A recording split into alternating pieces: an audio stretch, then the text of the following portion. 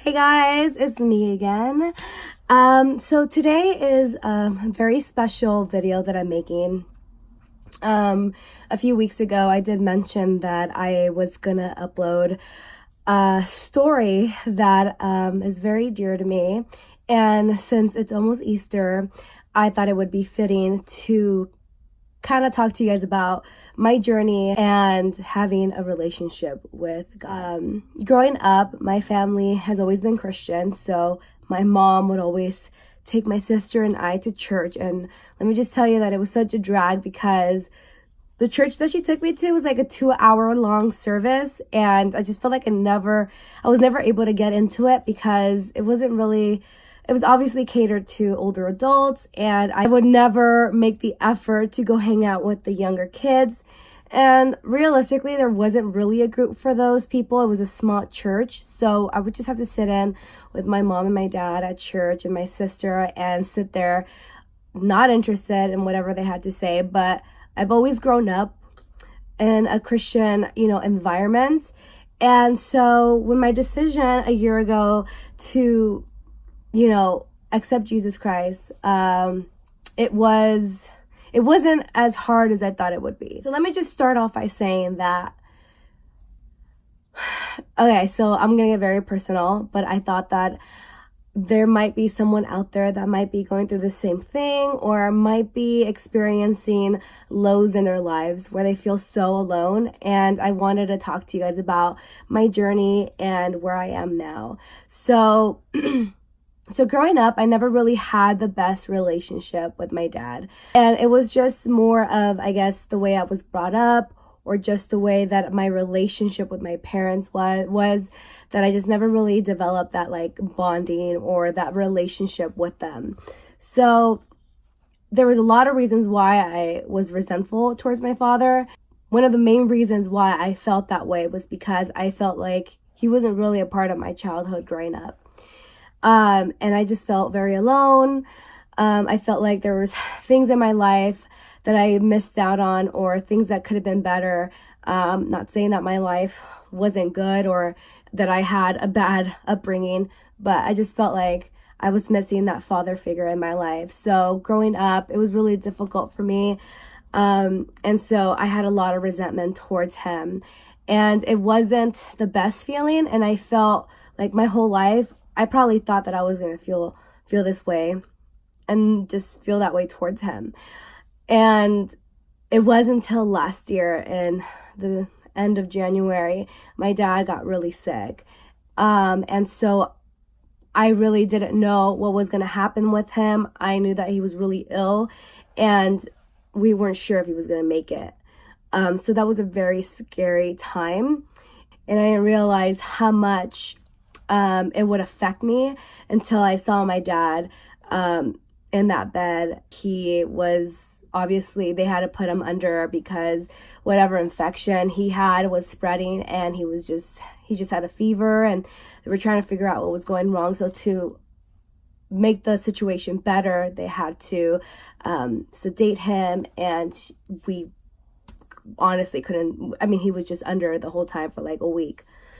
So it was really hard during that time, and I just felt like if it wasn't for God, I wouldn't have gotten through it. And, I think that during that time, it was when I really leaned on him a little more, and my faith got a little stronger. And so I remember sitting there and thinking, if my dad was to pass away, how would I feel knowing that all the resentment I've had towards him, how would I feel if my dad passed away today and I was never able to tell him that I forgave him for, the things that he had done in my life, or just the fact that he wasn't as present in my life.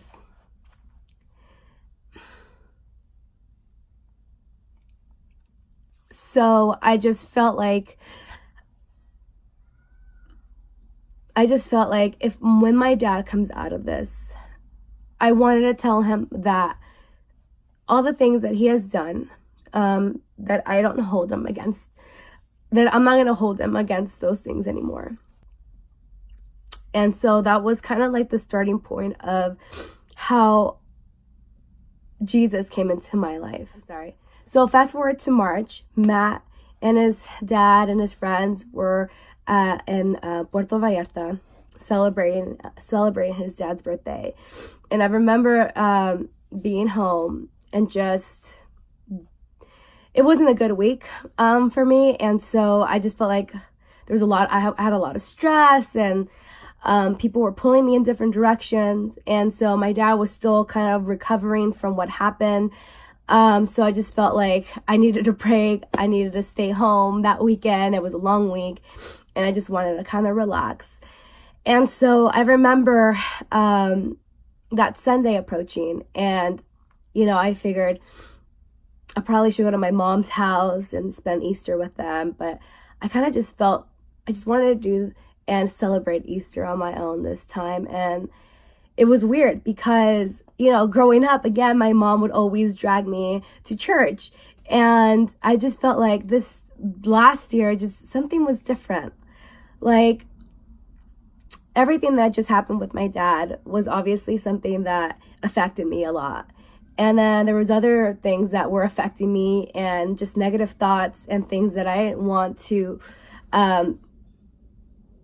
things that I didn't want in my life at the moment. So, it was Sunday. I got up. It was like 8 a.m. and I'm thinking, what am I going to do today?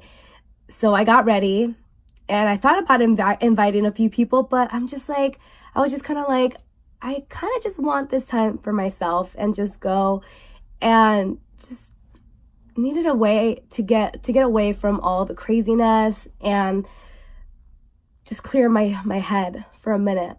So I got ready and I went to Shepherd of the Hills, and I had gone there previously with Matt's family, and I just kind of felt like that was my go-to church. So I just got up and left and made it to their first service. And so walking in, it was just so beautiful. I mean, everyone was so happy, and it was packed as always. Obviously, it's Easter, and just felt so right to be there. And so I made my way to the front, and I sat so I can see, the performances and the worship. So I got a really good spot.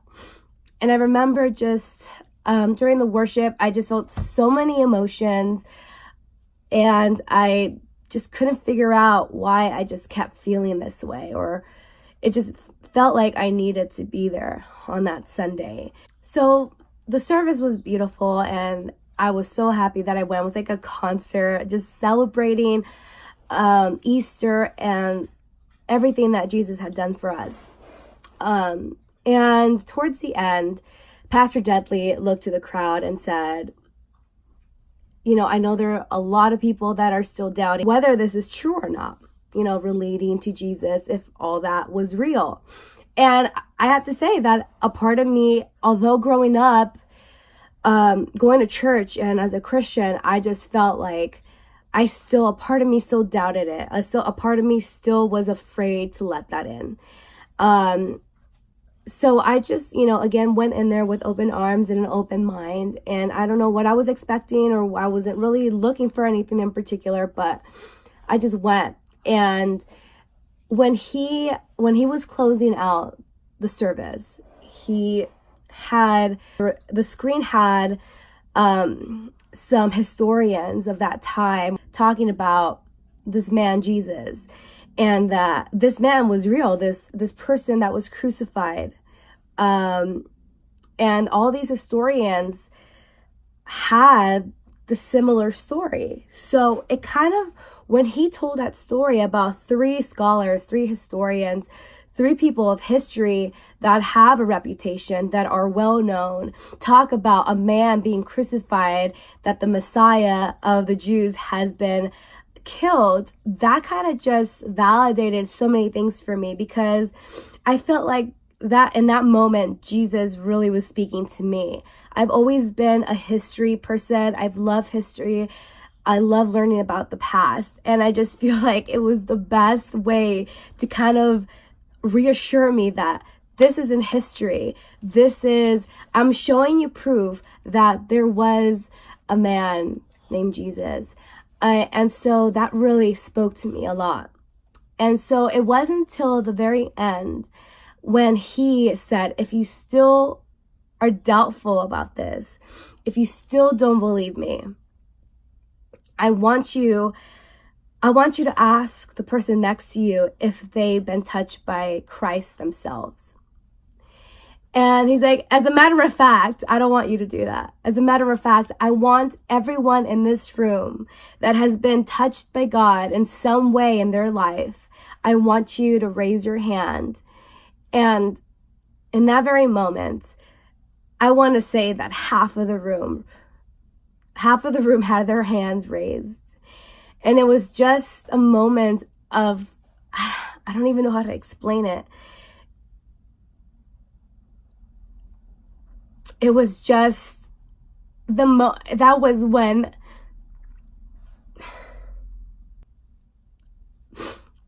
I felt like in that very moment,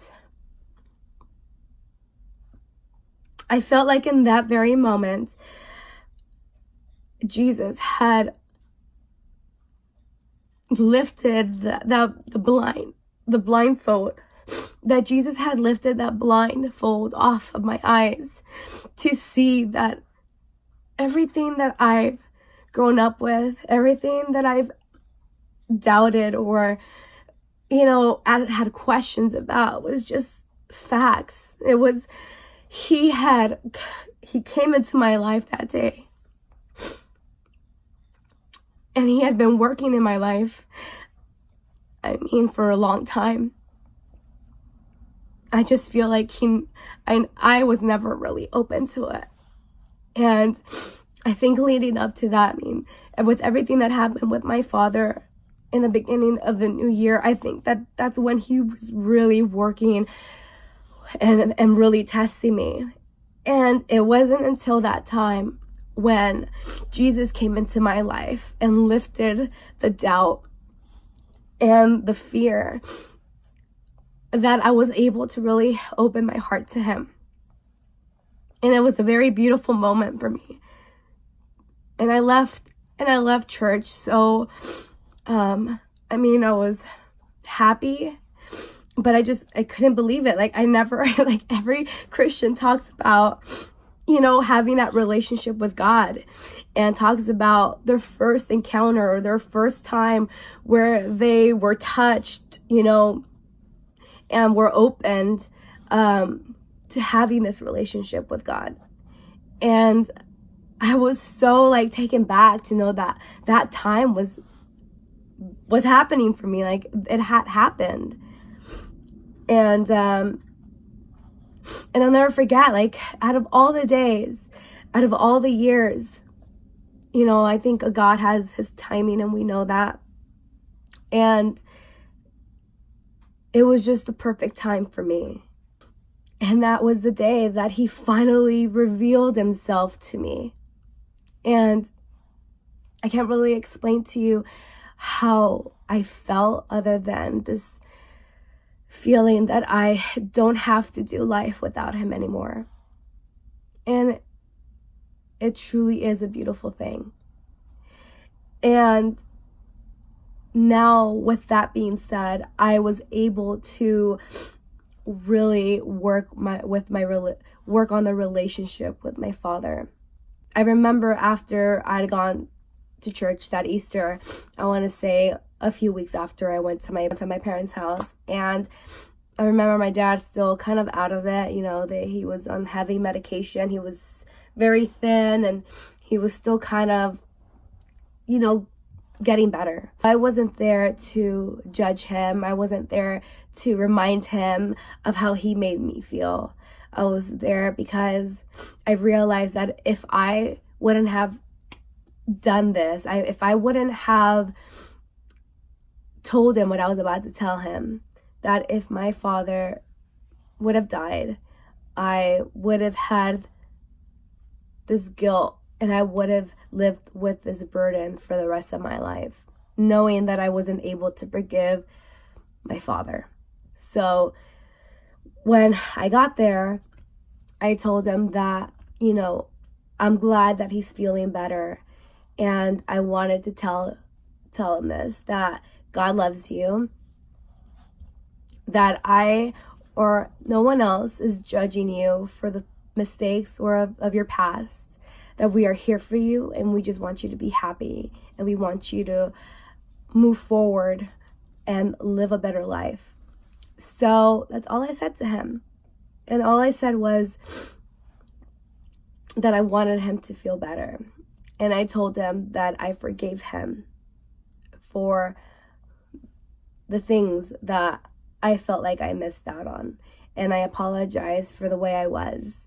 And it was like this burden was just like lifted off my shoulders. And I don't think I would have ever gotten to that point in my life if it wasn't for God. Basically, my whole life feeling this way towards this man. And I never thought that I would ever come to this point. I never thought I would ever come to this point to feel that I would tell him that I forgave him for those things. And now it's kind of like, I've gone to therapy, and not because, I'll save that story for another day, but not because I needed to talk to someone about my issues. I felt like at that time I had a little more control about my feelings about it. But anyways, I went to therapy for a reason I will explain about later.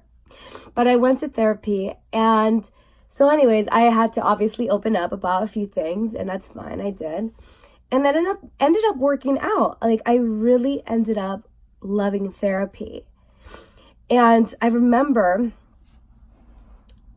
us talking about my father and how my upbringings and how I felt about my parents and how it affects me now as an adult.